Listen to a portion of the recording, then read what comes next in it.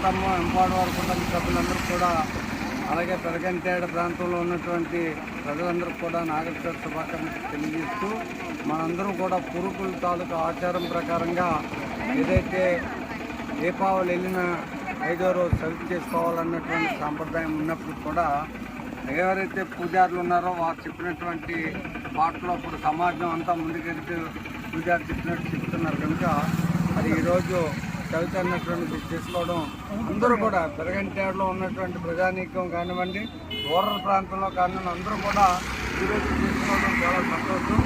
మరి వారి అందరికి కూడా మనం పండగ చవితి అంటే దానికి ఒక ప్రత్యేకత ఉంది. ఈ ప్రత్యేకతను అందరూ కూడా మనందరం చాటుకొని రావడం జరిగింది. దీంతో పాటు మనం రాబోయే రోజుల్లో మన పునర్ కుటుంబం తరఫున ఏ విధంగా చేసుకోవాలన్నటువంటి దానిలో కూడా రామగారు చెప్పినట్టు, పెరుమాళ్ళు చెప్పినట్టు దాన్ని ఇంకా తప్పకుండా పాటించాలని చెప్పి ఈ సందర్భంగా ఒక మైండ్ తప్పదు.